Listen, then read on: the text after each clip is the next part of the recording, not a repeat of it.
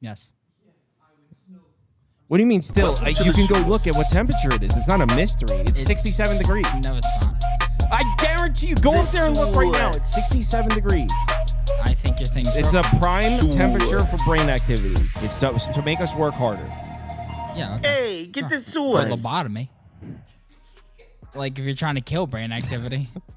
Well, see how many videos are getting out? That's because it's 67 degrees in here. Yeah, okay. We could be getting out more if I wasn't fucking half dead.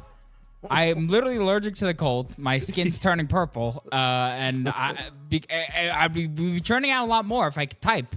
If my fucking fingers All right, shut went up. purple. No one cares. Cowboys-Giants, Thursday Night Football, NFC East battle. This one's a little... I mean, the entire world is betting one side. The entire world. I don't know many people betting the Giants here, so it's a little terrifying that this number hasn't creeped up to 6, 6.5, 7. Clearly, there's some sharp money coming in, keeping it below 6. So there's some professional bettors out there betting the Giants. I'm on the Cowboys, as you guys know. But you guys probably already know that. You saw my video. So, Prop Beaver, do you have anything to share with us? No, because guess what I'm on? The Cowboys. -5.5 with the entire rest of the planet here. Yeah, simply put, kind of like you said in the video, I just like the matchup here for the Cowboys defense to bounce back. The Giants offense has thrived against man coverage. You saw it against the Washington defense that has ran a higher percentage of man coverage than most defenses in the NFL. You saw it against the Browns defense that thrives in man coverage. Well, Malik Neighbors is a man coverage killer. That dude is just simply a different breed. I have to admit that coming into the season, I was a bit skeptical on the immediate impact he could have on the offense. That dude's different. So, gotta say I was a bit wrong there. He is he's a superstar. The thing is, though, this Cowboys defense plays zone, and he just hasn't been nearly as impactful against zone thus far on those snaps. And I think that they're going to be able to double and bracket him. I know that sounds crazy for a rookie, but I think you have to double and bracket him. I don't know if Trevon Diggs is going to want to do that, but Zimmer's going to have to tell him to do that. And I think if you're taking Neighbors out of the game, I just don't trust Robinson and those other Giants weapons to really impact the Cowboys. I know the Cowboys' rush defense has been god-awful thus far, but the Giants' offensive line doesn't really create much push, and Devin Singletary has really been overperforming thus far. I just think that with the history that Dallas has against this team, we're just going to see the Cowboys take care of what they normally do in this stadium. I mean, 5-0 against the spread their last 5 times they've been here, winning by an average of 19 points per game. So yeah, I think I got to take the Cowboys here. I think we're going to see Jones tonight. Something that really has me scared. I don't know if people saw this. Look at this, guys. Look at this. This is a guy who's not really That's worried. not really him, though. No, that is him. He wasn't on that podcast. Yeah, I have the feed. I have the leaked feed. So if people want to go ahead and say this is fake, I think this is real. Bones inactive. Jones is playing in this game. So. Yes. So no Daniel Bones tonight? No Bones tonight. That's confirmed. Jones was on the podcast today. Scared. No, he was. All right, for people that don't know, he's playing around. No, Daniel Jones was not on the Hawk Tua Girls podcast. He's playing around. Don't go spreading that shit. He's not on there. But to put it very simply, to summarize how I feel about this game in like 3 sentences, yes, this Cowboys team is seriously flawed. There's a lot of problems, and I don't necessarily think some of them are going to be fixed as this year progresses. This team just might not be nearly as good as the Cowboys teams we've seen in years past. But I don't like this matchup for the Giants. Now you can throw in there Giants coming off a big upset win, Cowboys coming off a heartbreaking loss, back-to-back home losses. But honestly, I don't even care about that. I'm talking about how these two teams match up on the field. What are the weakest points of this Cowboys football team right now? As Prop Beaver said, they're getting bullied on the defensive front. I mean, offensive lines are getting 3-4 yards of push on them every single snap, every single rushing snap, I should say. Giants offensive line, like he said, they don't generate a ton of push. So, I mean, like, if there's an offense where the Cowboys' terrible run defense can actually look formidable, it's probably against the Giants. I don't think the Giants are built to exploit the Cowboys' weak run defense. That's number one. And then on the other side, there are 2 things that the Giants have done well. Number one, that pass rush. Okay, Giants have themselves a pass rush. I think they're like fifth or sixth in pressure rate, which is awesome if you're a Giants fan, because those Super Bowl teams were built on the pass rush, and the Giants are kind of branded as a pass rush team. We haven't seen it in a decade, but that's kind of what they are. When the Giants are good, they have a pass rush, right? So that's a great sign if you're a Giants fan. Here's the thing. Cowboys offense has all kinds of problems. Pass protection isn't really one of them. That offensive line's actually been pretty good. So I don't think this Giants pass rush is going to impact the game as much as it did against an injured Cleveland offensive line or a bad Washington offensive line. I think the Cowboys pass protection can hold up. They have a good offensive line. The Cowboys offensive problem has not been the offensive line. So that's one of the Giants' strengths that I think the Cowboys are equipped to handle. And what's the other thing the Giants have done well? Prop Beaver mentioned it. Malik Neighbors is cooking man coverage. I mean, no one can cover this guy. Cowboys are coming out and playing zone. In fact, with Mike Zimmer, they're playing just as much, if not more zone coverage than any other team in the NFL. I believe they're second or third in zone coverage frequency. So that Malik Neighbors' elite ability to get open, nobody can cover this guy. Cowboys are sitting in zone coverage, and Daniel Jones and Malik Neighbors, their efficiency numbers go boo against zone coverage. I mean, that's probably something that will develop as the year goes on, but beating zone coverage is about decision making, right? A lot of those options are a lot of those routes are read option routes where, I mean, you got to be on the same page as your quarterback, and like you guys know, just he's a rookie, he's new, so it's going to take some time for Daniel Jones and Malik Neighbors to get on the same page as far as beating zone coverage. So look, I feel like on paper, if you just take how these two teams have played, put it next to each other, the Cowboys are not 6 points better than the Giants in Giant Stadium, or in MetLife, I should say. But I actually like the individual matchup for the Cowboys. I hate that I'm on the same side as everybody on the planet. Don't love that. But I got to be, because I like the matchup for the Cowboys. So, not to mention, in these Cowboys-Giants games, everything always seems to go the Cowboys' way. Like, the Lord blesses the Cowboys when they play the Giants. Like, all the crazy plays, blocked field goals, weird fumbles that somehow get returned from, they always go the Cowboys' way in these Giants games. And that's not like a 1 or 2 game sample size. We're talking like 5 or 6 years. Everything always goes the Cowboys' way when they play this team. The Cowboys are like the black cat to the Giants in terms of bad luck. Just nothing goes right when they play the Cowboys. Not that you should place bets based on shit like that, but just an added element to it. I think matchup-wise, this is a really favorable spot for the Cowboys. And, yeah, you throw in that they're coming off back-to-back home losses, and this team really needs a win. Dak Prescott says, normally not a guy who talks shit, came out kind of, I guess, I think what he said could be taken as motivational. Jump off now, right? Jump off now.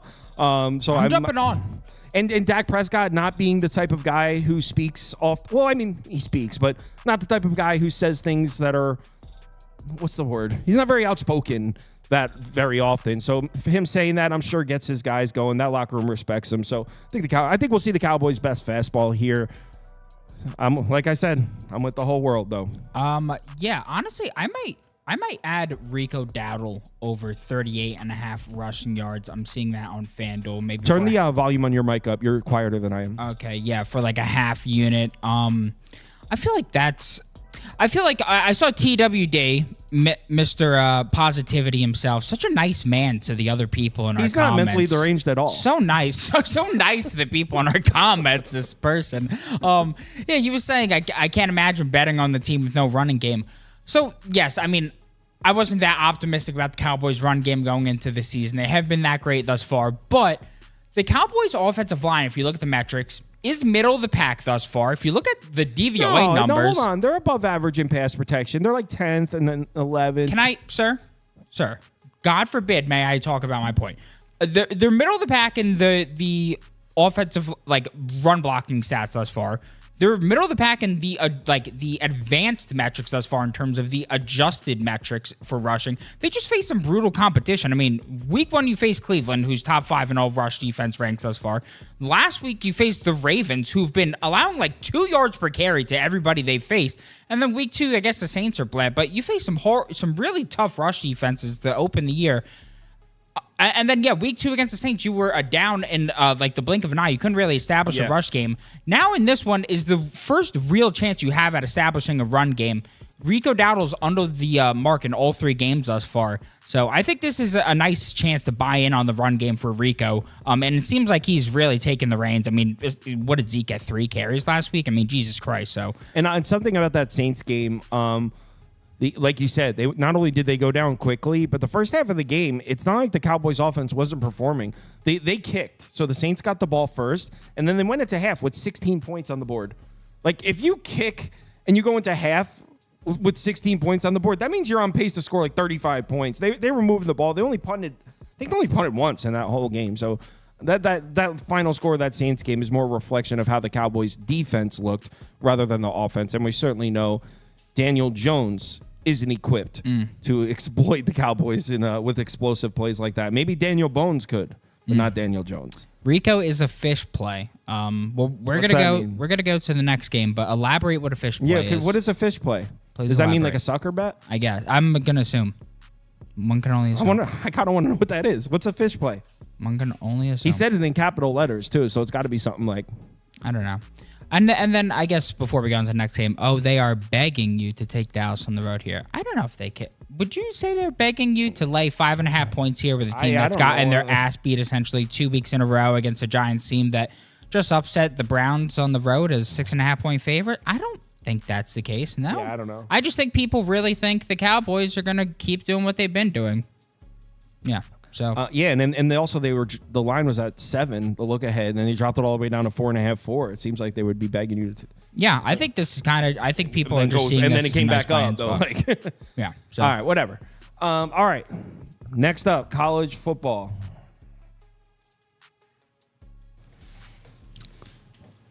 Real scorcher tonight. Oh, Brad's here.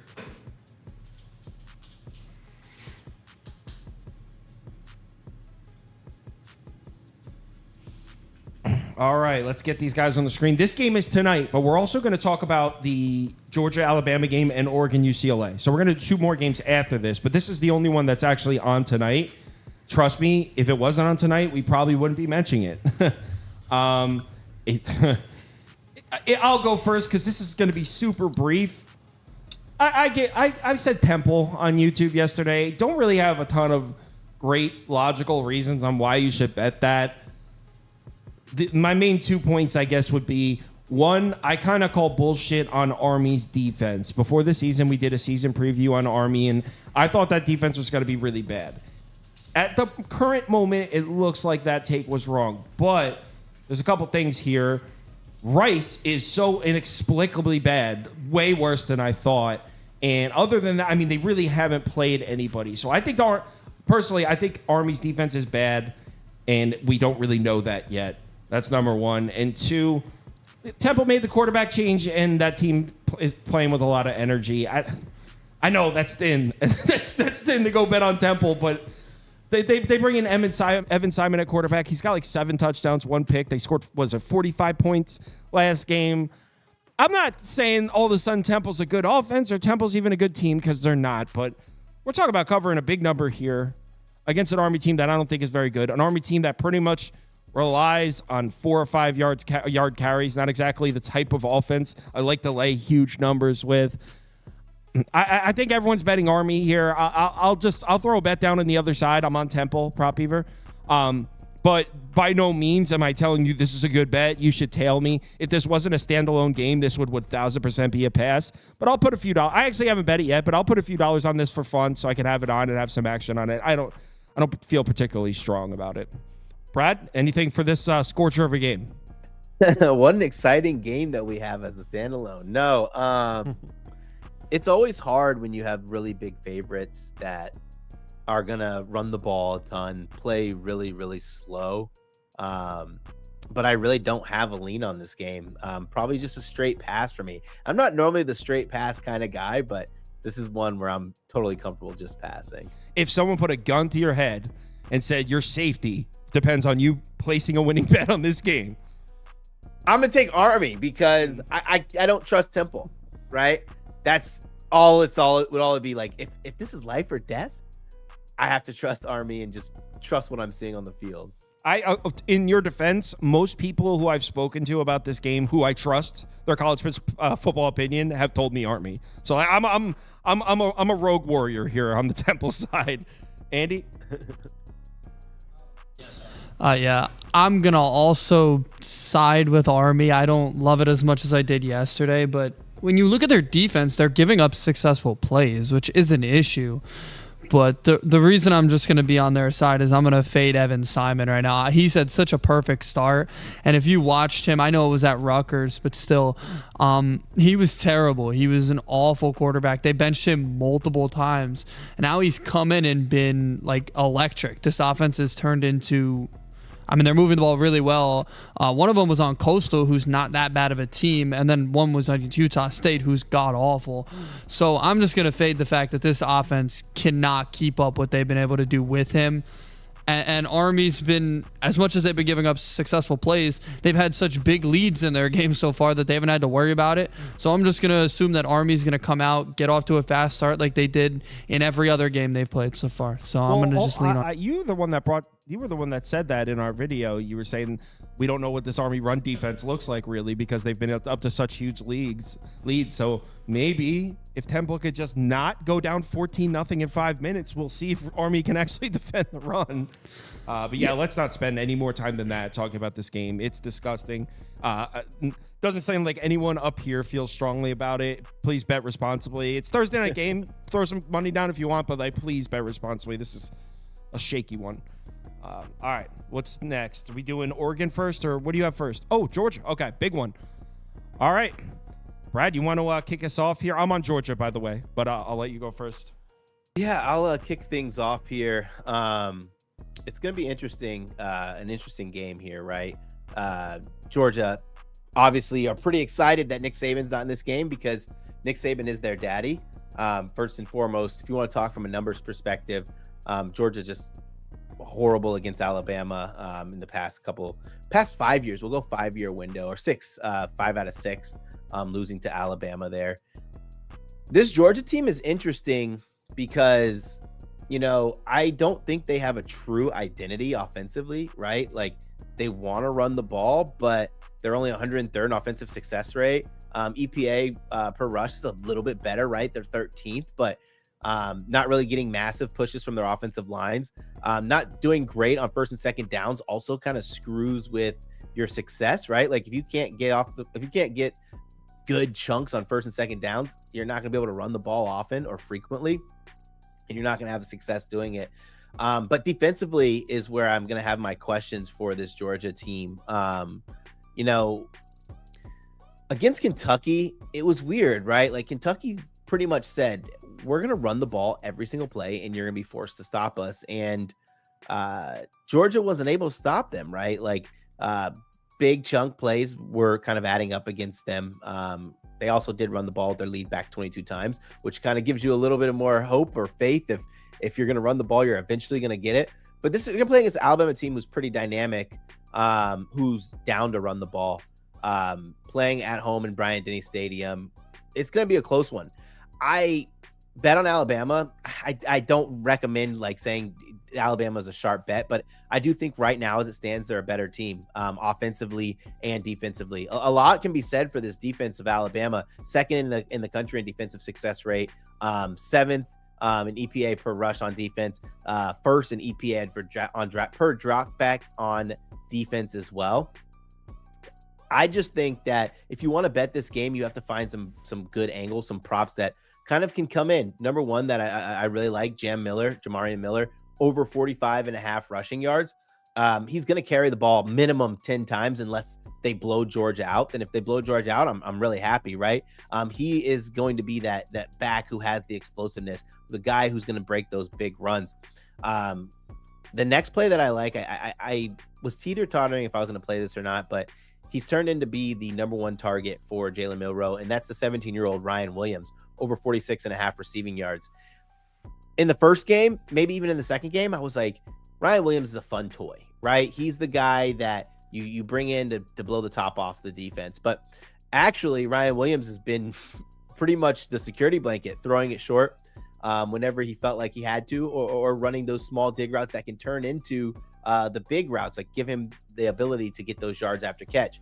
But certainly and absolutely, Alabama's gonna run the ball until they try to blow the top off the defense. Lean Alabama, but those are my two favorite plays from this game. Jam Miller to break one. Okay. Yeah, Jam Miller. I think like at 45.5, the number opened at 40.5. Even at 45.5, like it's something that you have to take. Like even if you hate Alabama, a guy who is averaging like 5 yards per run is going to get 10 carries and has the breakaway ability. It's just something you have to take even if you hate it. Andy, I'm guessing you're going. Andy's a diehard Georgia fan. So I'm going to try to preface this by I'm not trying to be too homery here. Obviously I'm a Georgia fan, so I'm rooting for them, and I bet them. I have the money line, I think the same as Kyle, -125. And I think it doesn't sound like, I guess, analytical when you bring up it was how Georgia wakes up for specific games. But, I mean, they've proven it over the last 2 years that there are games where they go into it and they know that they're better than you, and they just don't give it everything they have. I don't know, for whatever reason. We've talked about this before the Kentucky game. We're talking about it now. Last year, perfect example. They played a close game on the road against Auburn. Auburn was not a good football team last year. And we all said, well, why the hell did they play a close game? Well, because the next week after, they had a home game against Kentucky. Kentucky was a top 20 team. They blew them out. They did it the year before. They played a close game with Missouri. Then they went home. They played a big game against Auburn. They beat them by 32. For some reason, Kirby Smart knows what games they need to wake up for, and they're prepared for them. So I'm not worried about the Kentucky game. And everybody's saying Kentucky had a ton of success running the ball. Well, they still averaged 3.4 yards per carry. Like, that's not a good day. Like, it was good for them because nobody expected it, but they didn't run well. So everybody's confused why Georgia played a close game. That's just who Georgia is. And coming into this one, there are some injuries. Tate Ratledge, an O-lineman's not going to play, and Landon Humphreys, he's not going to play either. But they have weapons. They have O-linemen that are going to come in. The one I'm worried about is Mykel Williams. If Mykel Williams plays, I think that could be a disaster for Alabama, because obviously the one thing you can knock Alabama for is their O-line has been awful the last 2 seasons. If he plays, I think it's a disaster. Either way, Georgia has pass rushers, but I'll be looking into that one before Saturday, and I hope we get that news hopefully in the morning, but we probably won't. We'll probably get it right before kickoff. But yeah, I think everything to me points to Georgia. I know Alabama owning Georgia is a thing here, but this is a different Alabama team, and it's a different Georgia team here. So yeah, I'm on the dogs. Yeah, like you said, Saban owned Kirby Smart, but I wouldn't say Alabama owns Georgia. I guess we'll find out Saturday. But personally, I think it's a play on the number based on what happened last week. And I don't think what happened last week was anything to really move the needle in any direction. 2 weeks. 2 weeks ago. Yeah, they both had buys. Oh, duh. 2 weeks. Duh. Last game. How about that? Last game. Yeah. So Mark Stoops always does this to Kirby Smart. I mean, the last 3 in Lexington for sure. Yeah, that's exactly what I was going to say. The last 3 times Georgia went to Lexington, they were held to 14 points, 16 points, 17 points or something. And that's what I said when we talked about that game. I said, guys, I would only take the points with Kentucky here. Kirby Smart never scores a bunch of points when he comes in here. And actually, Kentucky's held Georgia to 21 points or less in Athens in one of those recent games too. So Stoops just knows how to give Kirby Smart problems. And we've seen Georgia play these shitty little 13, 14-point games against Kentucky on years they went 15-0. Like, where what happened 2 weeks ago against Kentucky, that's what I was expecting to happen. So that didn't move the needle for me at all. And I can't help to think if Georgia blew Kentucky out, that this line would be sitting at 3 or more. So I think we're getting a little bit of value based on what happened in the Kentucky game, when to me, that doesn't really move the needle for me, because I was expecting that to happen with Kirby Smart against Stoops. But also, I really like how, okay, so Alabama's looking like they got an elite pass rush, right? Looking like it's going to be a problem. Man, Georgia might have the best pass protection in the FBS. And I don't know if Alabama's defense can hold up if they can't get to the quarterback, especially with Carson Beck back there, who you know is going to bounce back after the game at Kentucky. I think Georgia's offensive line is able to neutralize Alabama's pass rush. And look, is Alabama going to be able to rip off chunks running the ball? Probably. But as a whole, I trust Carson Beck and Georgia. I think entering the season, like I said, it's just a play on the number for me because entering the season, I thought Georgia was significantly better than Alabama. And yeah, after what we've seen so far, looks like they might be closer, but I'm not letting the Kentucky game skew my thoughts on these teams. If it's under a field goal, it has to be Georgia. I took the money line at -125, which I'm pretty sure is where it's still sitting. So I'm on the dogs here. Before we move on, there's a comment that said, "Who have they played?" Is that about Georgia? Because they played Clemson, and Clemson scored almost 6,000 points in their last 2 games. So, like, they held Clemson to 3 points. Clemson since then has scored 125 points in 2 games. Is Georgia's? I mean, Georgia's schedule has been stronger than Alabama so far. Maybe they're saying who they played to Alabama. I don't know. Well, it has an Alabama maybe. logo, so I don't know, but I will say this: the Georgia Clemson game. It was hard for me to take any kind of stock for negative or positive on either side because Clemson played Georgia really well, right? Really well. And then Georgia pulled away late, and then Clemson goes on this tear as a team. And I'm like, holy shit, was Clemson good? Because they looked pretty bad in the beginning of the game. And then Georgia, you're like, well, Georgia was damn good if they stopped this Clemson team. Just a lot of question marks. And what's kind of sad about this game is the new college football playoff is like, ultimately, this game doesn't even really matter. Could you imagine if like this was the game, like deciding if they were going to go to the college football playoff or not? Like it would have been electric. I think that there's some interesting situations here. We're going to get a lot of answers to the questions. How good can Georgia be without Brock Bowers? Can they rely on ETN? Because like you said, that game against Kentucky was interesting. ETN wasn't good in that game until the 4th quarter, right? But that's what good teams do, right? They just continue to press on you, even when they're having bad games. It finally breaks free. Alabama had the same thing when they played against South Florida, against Wisconsin, where they didn't look good in the beginning of those games either. Just good teams generally pull away, but both teams I think have a lot of question marks for me. Yeah. Yeah, and I get if you want to. I do agree that the Clemson game was closer than 34-3 indicates. That was actually close for the first half. Just got ugly in the second half. Yeah. But yeah, all right, let's move on to the next game. And I'm actually all ears in this one. You said this game in a DM, and this one for me was a pass. So I was like, what the hell? Why is he picking this game? I'm very curious of what you have to say about this game. Yeah, this game is fun. Oregon, UCLA, different UCLA team than we're accustomed to, right? Lynn leaves and the defense just falls into shambles. Offense, I thought was going to be humming still with Harden running back, but can't get good push. Basically, it's all up to Garbers, who I don't know if he's got good of a quarterback. I actually took a player prop in this one where I sent it over. UCLA struggled against the pass, and I took Dylan Gabriel over 299 passing yards, back-to-back games. UCLA allowed over 300 passing yards to quarterbacks.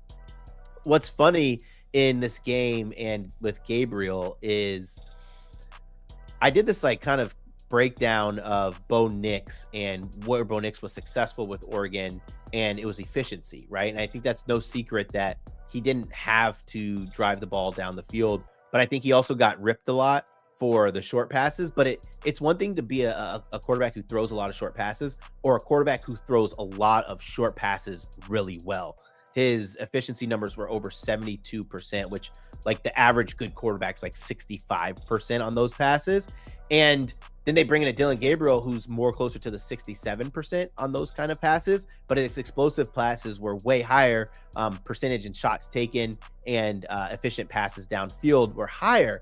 But then in the first like 1 or 2 games, Dylan Gabriel comes in and they're not taking shots downfield. They're running these plays that are kind of questionable for a Dylan Gabriel kind of player, the gunslinger.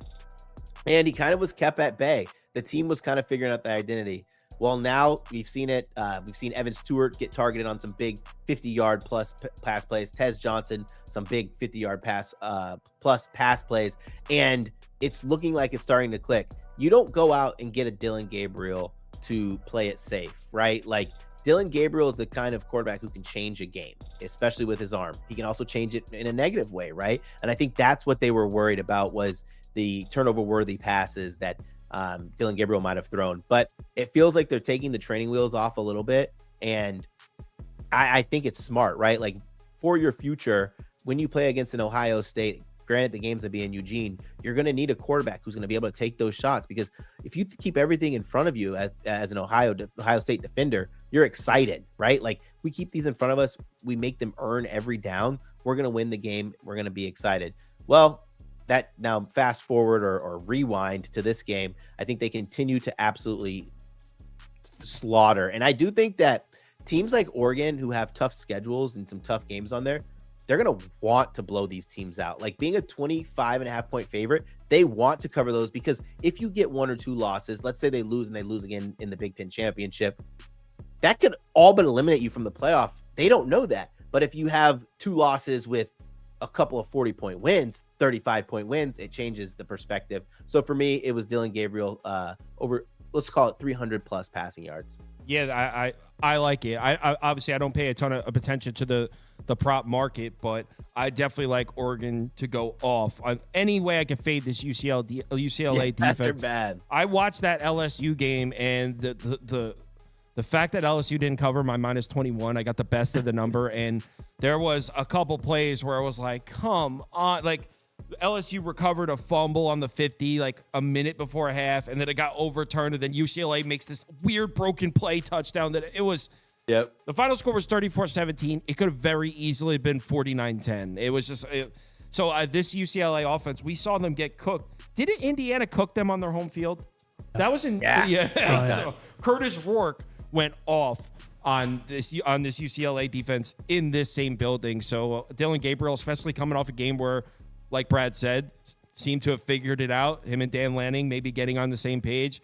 You could put Oregon minus the points up for me, because that's the only way I go here. This one should get ugly. And you were speaking specifically about the Oregon offensive matchup. I would fade Garbers too, to be honest. I'm not a Garbers guy. Yeah. So it would be only Ducks for me. 25.5 is a lot, but it's a Pac-12 game still. I know it's not, but like, it is. It's a Pac-12 game, so I route them. Yep. Yeah, I agree. I think they're going to blow the doors off this team. I think next week we maybe could get some value on a look-ahead spot, because they'll have Ohio State on the 12th, but they'll have Michigan State Friday night. That'll be a good one. I think that'll be maybe a spot. But right here, I think that this is just going to be like 48-10 type level. I think it's going to be very How are they getting to 10, honestly? Yeah, yeah, honestly, 10 might be pushing it, but yeah, I think this will be very ugly. Oregon got a bad rap because they played a close game with Idaho. Idaho's already pulled a FBS upset, and then Boise State, who I don't know if anybody's going to be able to stop the Boise State offense this year. And then they took care of business against Oregon State, so they look like they're getting back to normal, and this isn't going to be the week to fade them. Floyd Tinkers in the comments. If you're wondering why he's talking about, he's from Indiana. He's a Hoosier fan. He's like, guys, it was 77-0. Like, make sure we knew. Yeah, I kind of low key am rooting for UCLA. I feel like I thought that coach in the press conference at the beginning was making a joke, and then everyone turned it into making fun of him. And I personally thought he was joking. So I'm kind of rooting for him because everyone was hating on him for that. But it doesn't look to be functioning as of right now. It's only been a few games into his tenure, but so I'm rooting for them to turn it around, but I can't see it happening here. No. So, all right, guys, be back tomorrow 4 p.m. for MLB normal Friday stuff, and then Saturday. Actually, Brad's coming in. Scoop can't make it Saturday, so it's the same 3 of us for Saturday. Oh, Brad, I got to send you the schedule of the order of the games we're going in, so you could have notes ready and stuff. But we're going through a bunch of games, same thing we always do on Saturday, and it's a good weekend. We got a lot of stuff. So that's at 10 a.m. Eastern time on Saturday. Everyone, let's go Cowboys tonight. Hopefully the world doesn't get